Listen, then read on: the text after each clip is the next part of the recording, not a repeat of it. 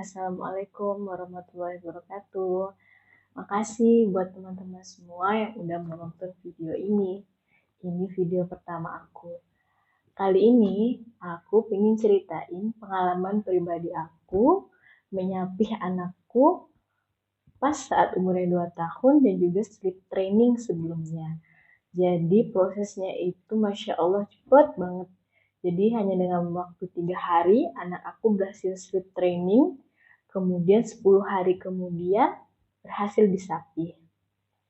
Nah, jadi aku sendiri aja itu gak nyangka bisa secepat itu ternyata proses sleep training anak aku. Dimana sleep training yang aku lakuin itu yaitu membiasakan dia tidur malam tanpa nen lagi. Sebelumnya aku jelasin dulu kebiasaan anak aku ya. Jadi anak aku itu kalau pagi dan siang itu tidurnya biasa pakai ayun. Sedangkan kalau malam dia selalu nen kalau sebelum tidur. Nah, sebulan sebelum mau disapih, sebelum usianya 2 tahun, aku udah notice gimana caranya memberhentikan kebiasaan dia nen saat malam hari. Karena nen saat malam hari itu yang masih intens sampai menjelang usianya 2 tahun. Jadi aku memutuskan buat mencoba sleep training anak aku di usianya sekitar 2 tahun kurang 2 minggu. Cara aku buat sleep training yaitu dengan ngesounding anak aku. Jadi seminggu sebelumnya aku sounding dia buat jelasin. Anak aku namanya Zaid kan, jadi sebelum tidur selama seminggu sebelum sleep training aku selalu bilang, Zaid, seminggu lagi boboknya udah ndak nen ya, boboknya bobok tepuk atau bobok dielus-elus ya. Oke, aku ulangin itu terus selama seminggu. Nah, setelah itu aku ulang-ulangin terus, tepat seminggu setelahnya aku cobain tuh. Nah, ternyata hari pertama anak aku tuh tetap nangis selama kurang lebih 20 menitan. Dia nggak berhenti nangis. Akhirnya aku mutusin buat tetap aku kasih nen di hari pertama. Di hari kedua, aku juga coba lagi. Dan ternyata nangisnya itu udah nggak selama hari pertama. Jadi sekitar 10 menitan itu dia udah mereda nangisnya. Dan tetap aku kasih nen di hari kedua. Nah di hari ketiga ternyata nangisnya jadi lebih sebentar. Sekitar 5 menitan aja udah berhenti dan udah nggak perlu dikasih nen udah jadi bobo. Jadi kayak gitu. Intinya tega dan juga sounding terus menerus. Nah, di situ juga suami berperan banget, di mana suami juga harus mendukung kita untuk konsisten. Karena sebagai ibu, kita bakal sangat gak tega melihat anak kita nangis minta nen.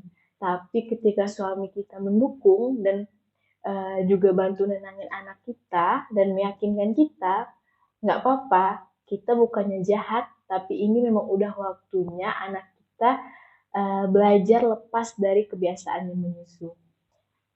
Nah, setelah hari ketiga itu anak aku benar-benar nggak nangis lagi. Dia bisa tidur tanpa nen. Jadi tidur hanya ditepuk-tepuk atau dinyanyiin sebelum tidur. Setelah itu malamnya kan masih kebangun-kebangun ya. Nah, di malam yang masih kebangun-kebangun itu aku tetap kasihin nyusu, tetap nenen. Gak masalah karena aku soundingnya baru tidur sebelum tidur yang gak boleh nen. Tapi aku belum sounding kalau seandainya dia kebangun-kebangun itu gak boleh nenen lagi. Nah selanjutnya setelah berhasil sleep training awal, seminggu awal, dia gak boleh nen di sebelum tidur malam, aku sounding lagi. Nanti kalau kebangun lagi, Z udah gak boleh nenen lagi ya. Itu kurang lebih ya semingguan sebelum dia ulang tahun yang kedua. Jadi ini kondisinya kalau di siang hari dia juga udah nggak minta nen ya, udah jarang banget minta nen. Karena kan aku kerja, jadi biasanya jam 12-an itu aku pulang istirahat buat ketemu anakku. Nah, di siang itu juga dia emang udah jarang minta nen sih, karena dia lebih prefer buat makan, buat nyemil ketimbang buat nen. Dan dia juga nggak sufur ya, jadi dia lebih ke makanan, cemilan, dan dia juga aku ajarin minum UHT Greenfield gitu. Nah, setelah menjelang 10 hari, menjelang usianya kedua tahun, aku sounding lagi. Setiap hari aku sounding, Z umurnya seminggu lagi gitu aku bilang 2 tahun ya, nanti kalau udah 2 tahun udah nggak boleh main sama sekali. Kemudian misalnya besoknya lagi tinggal 6 hari, tinggal 5 hari, aku sounding terus menerus. Dan proses sounding bahwasannya dia udah nggak boleh main di usia 2 tahun itu aku mulai dari umur 1,5 tahun. Jadi aku selalu bilang hampir setiap hari setelah umurnya 1,5 tahun aku selalu bilang, Zaid neneknya tinggal 6 bulan lagi ya. Zaid neneknya tinggal 5 bulan lagi ya. Nanti kalau pas abis ulang tahun nggak boleh nen lagi ya. Terus menerus aku omongin aja kayak gitu. Walaupun sebenarnya ada sedikit keraguan di hati aku.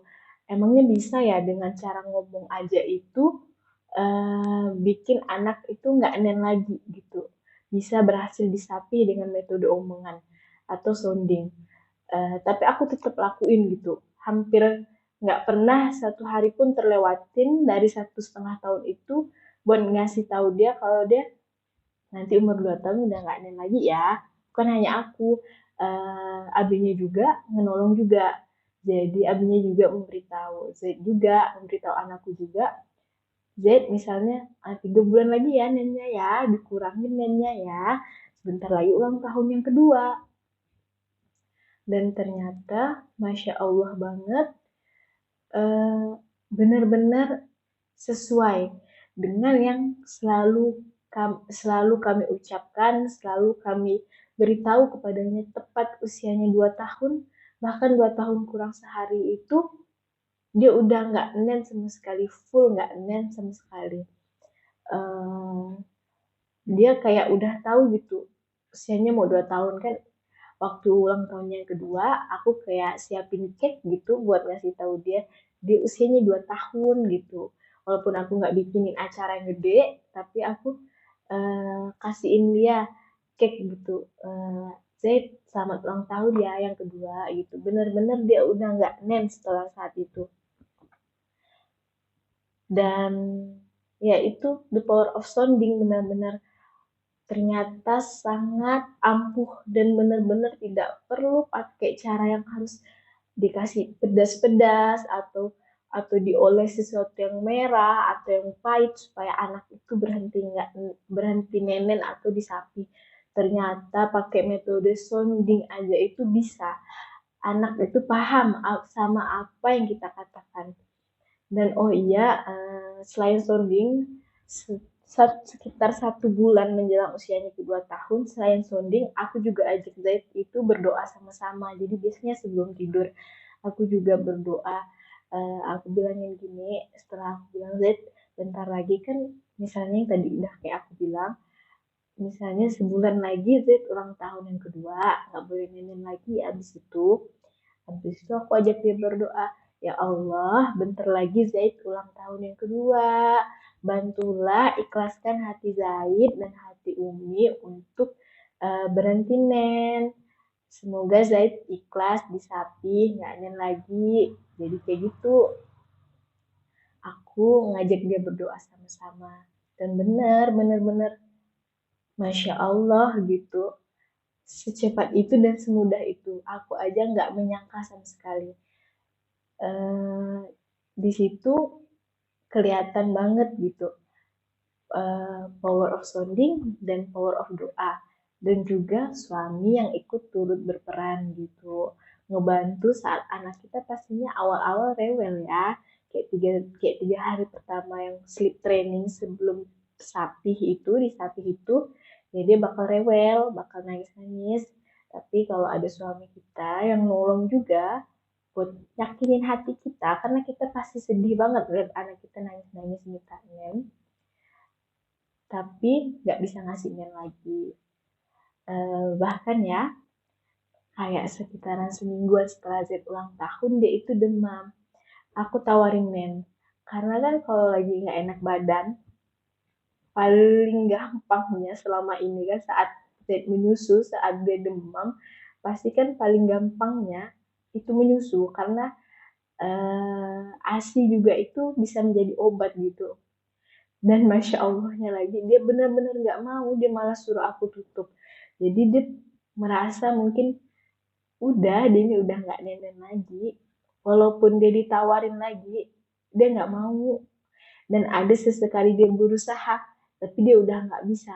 Jadi kayak dia berusaha buat mencoba nen lagi, dan dia udah nggak bisa. Sekarang kalau aku suka tawar-tawarin dia aja, dia malah ketawa-ketawa. Jadi dia udah bener-bener move on dari nennya. Jadi dia udah benar-benar bisa disapih tepat di usianya 2 tahun. Nah, untuk selanjutnya juga, eh, bunda-bunda, ibu-ibu sekalian nggak perlu khawatir juga. Menyapih anak itu bukan berarti dia harus ngedot dan minum sufor saat malam hari yang kebangun-kebangun. Jadi anakku itu kalau kebangun dia minum air putih aja. Jadi nggak perlu harus minum susu gitu. Dan dia udah kelatih. Jadi sampai sekarang, kurang lebih sekarang itu udah 1 bulan dari dia disapih. Jadi kalau dia kebangun, dia minum air putih. Dan ternyata kualitas tidur anak kita itu jauh jadi lebih baik setelah dia disapih. Tidurnya jadi lebih nyenyak, lebih tenang juga, karena dia nggak selalu kebangun minta nen. Dia kebangun hanya saat benar-benar haus. Jadi dia bisa minum air putih, nggak harus minum susu.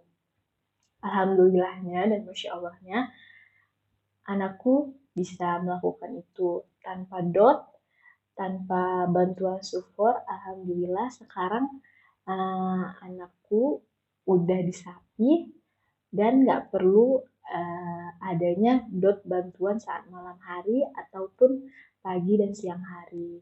Tapi untuk kebutuhan sufor, UHT, atau apapun itu, kembali lagi nanti bunda-bunda dan mom sekalian bisa konsul ke DSA, ke dokter anaknya masing-masing ya. Karena aku juga konsul ke dokter anakku supaya memastikan kebutuhan anakku selanjutnya setelah disapih itu gimana.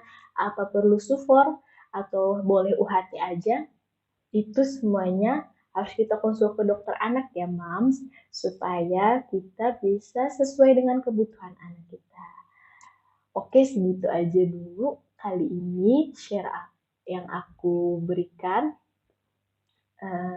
Semoga bisa bermanfaat buat Mams ya, dan bunda-bunda yang lagi mau menyapih anaknya. Jadi intinya niatkan di dalam hati sekaligus berdoa. Karena yang sedihnya itu kita, ibunya.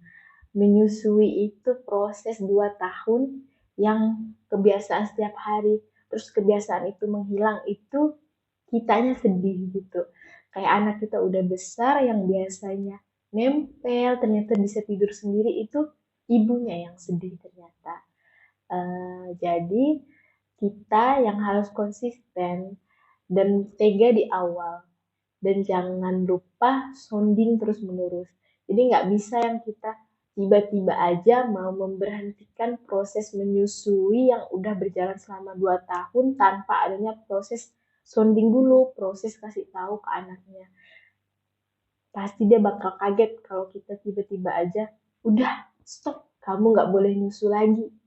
Kalau kita nggak sounding dia secara perlahan-lahan supaya dia juga menyiapkan mentalnya juga, menyiapkan hatinya juga. Dan jangan lupa ajak juga suami untuk berperan dalam proses penyapihan. Oke, sekian. Makasih ya Mams yang udah nonton video pertamaku ini. Semoga bermanfaat. Maaf ya jika ada salah-salah kata. Assalamualaikum warahmatullahi wabarakatuh. Dadah.